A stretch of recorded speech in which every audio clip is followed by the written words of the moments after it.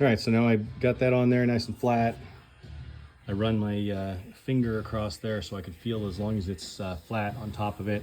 Sometimes I'll take a straight edge to it and just go over it to make sure it's there. But I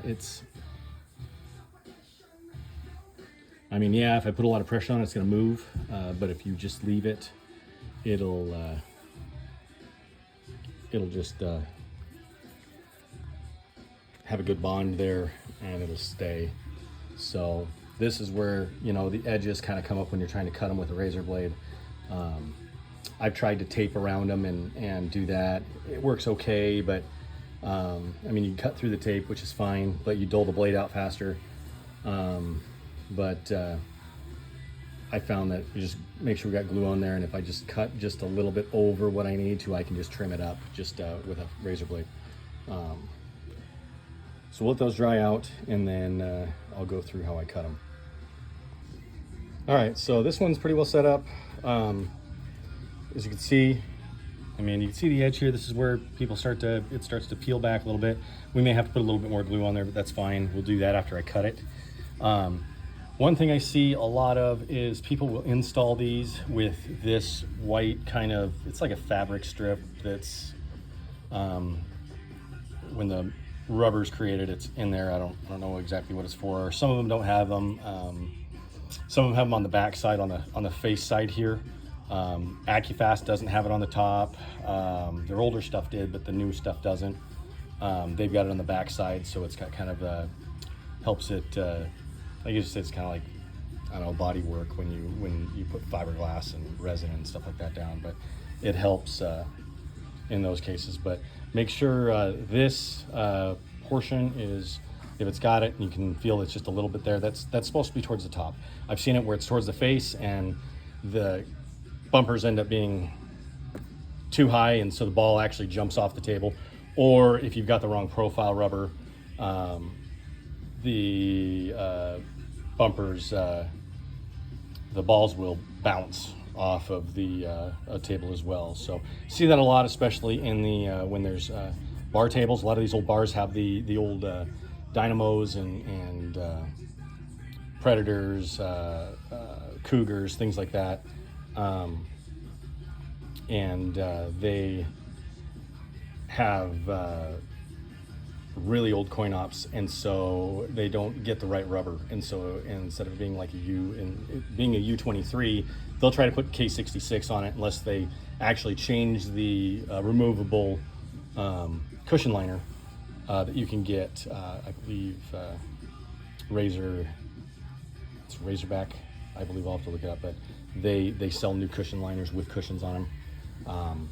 They're expensive, but they're worth it. Cutting and doing bumpers on a coin op table really sucks, especially just because there's so many staples in there, and you're doing it both sides, and it's not adhered to a rail itself. It actually bolts onto the rail after the fact. But you can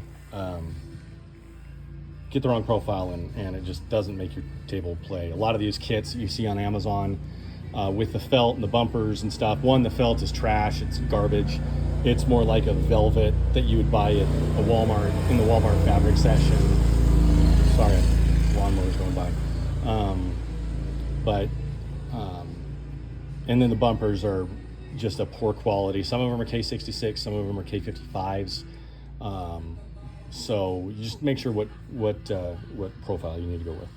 But this is K66, and what I'm gonna do is I'm gonna show you how we cut these out now. I gotta find my straight edge I had here earlier. Here it is. So I will, what I do is when I do this,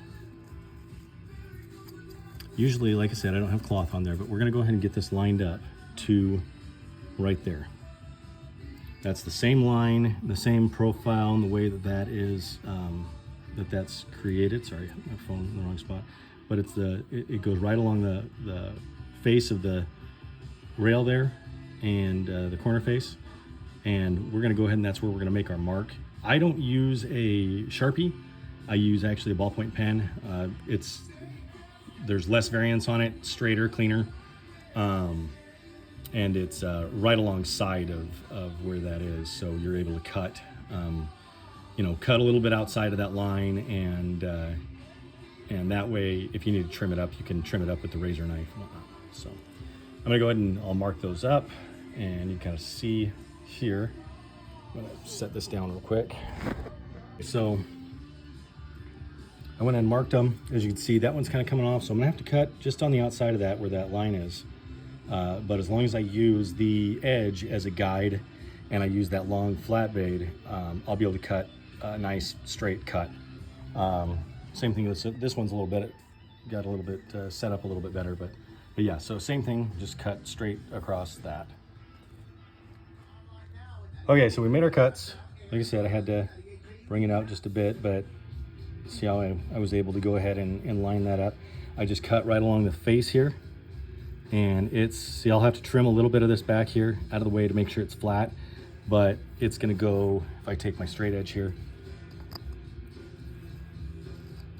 like I said, I'll have to trim those little pieces off, but it goes right in line with our corner cushion face. So this is what the cut looks like after you use the razor knife on it.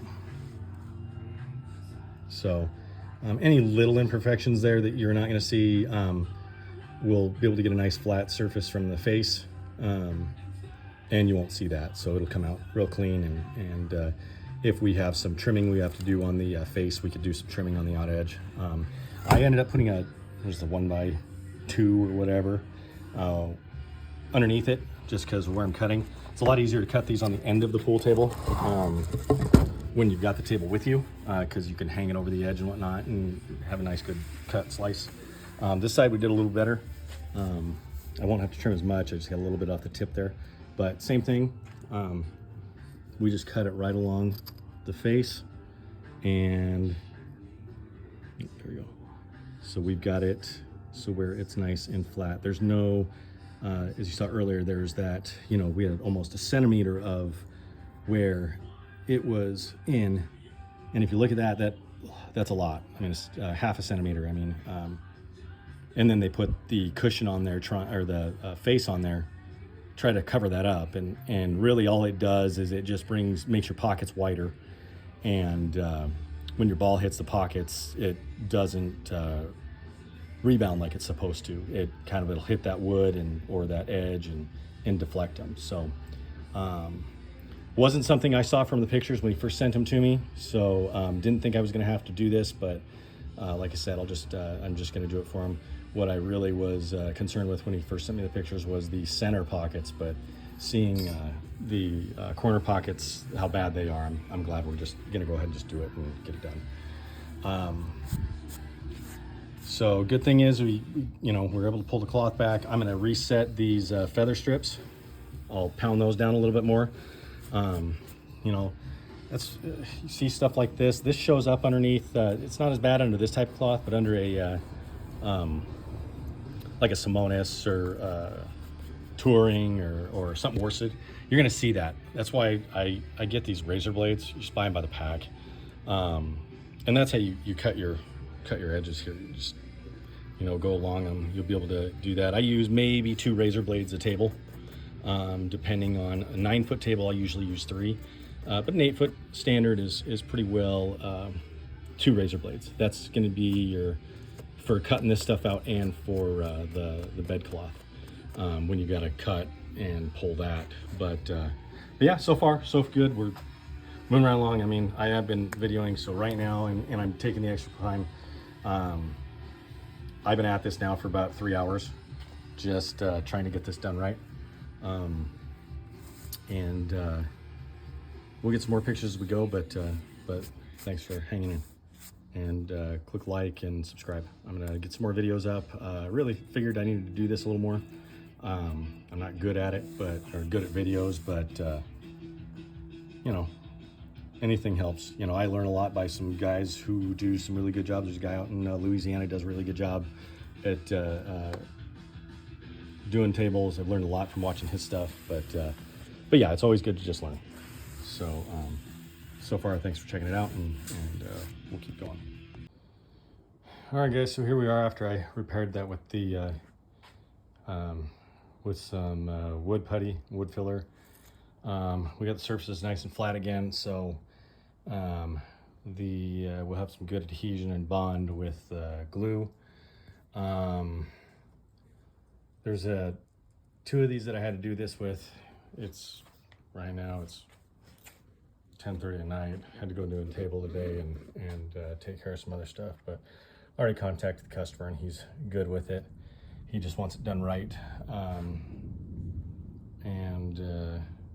Glad we're able to fix it for him. Again, I mean, as long as we got a flat mating surface, we're good, and it's not going to show anything up when we wrap the rail around. We'll be in good shape. So I already cut a couple of these, as you can see. Actually, just one of them. Now that I'm thinking about it, started to mount those on there. Those are all solid. As you can see, there's still the edges. I'll put a little more glue on those, but these are nice and solid. They're not coming off, so. But yeah, more to come.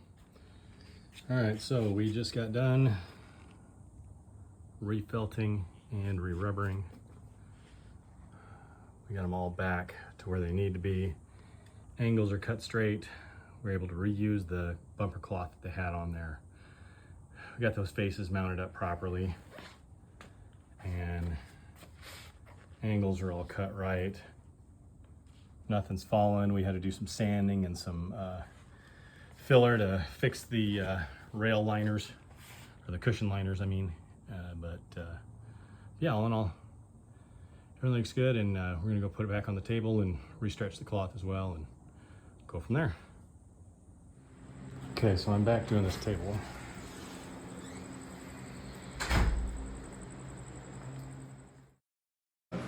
Like, that's how much more we can stretch it.